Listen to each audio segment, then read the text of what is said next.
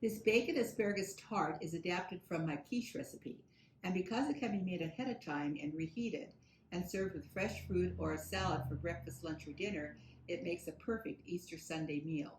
To make this bacon and asparagus tart, you will need 1 pound of trimmed peeled asparagus, 6 slices of coarse cut bacon, 1/2 of a medium sweet onion, thinly sliced, 1 thinly sliced large shallot, 1 tablespoon of olive oil, 1/2 teaspoon of salt, and some fresh cracked pepper. You will also need 3 large eggs, 1 1/2 cups of half and half, 1 1/2 cups of fresh grated sharp cheddar cheese, 4 slices of Swiss cheese, and you will also need a frozen deep dish pie crust that we will blind bake. The secret to this recipe is all in the details. The first step is to blind bake your pie crust. Start with a frozen crust and using a fork, pierce the bottom several times. Now place a piece of parchment paper in the bottom of the pie pan and using beans or some weight, I'm using dried beans, weight down. Now into our preheated 375-degree oven for 15 minutes on the lowest rack. Our pie crust is cooked for 15 minutes. I've removed the beans and now I'm returning it to the oven to continue baking for another 5 minutes.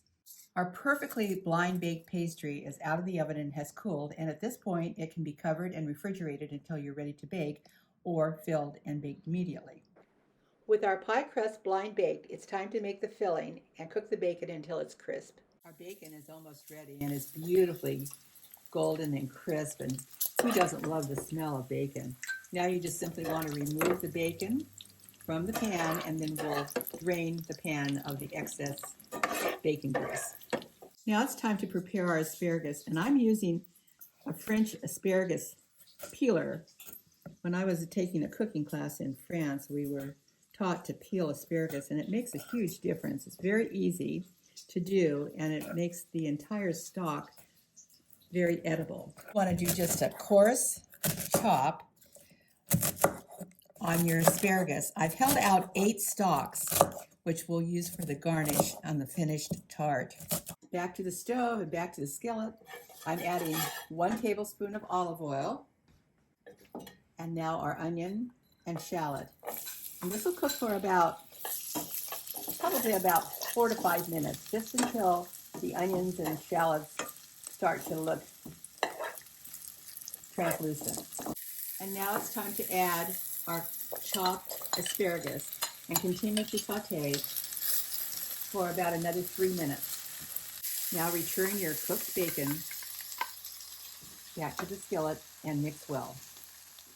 This mixture will now be just put into our blind baked pie shell. With your beautiful bacon and asparagus and onion and shallot mixture. Next, lay your 4 slices of Swiss cheese over the bacon and asparagus. And now it's time to make our egg and cream mixture. I've added our 3 eggs to a large bowl, and using the mix, I'm beating lightly, adding 1 1/2 cups of half and half, our salt and our pepper. Mix well.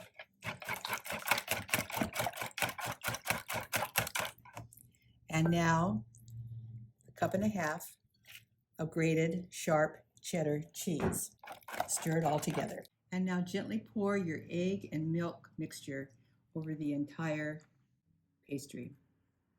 Now arrange your 8 asparagus spears on top of the pie with the spears pointing out.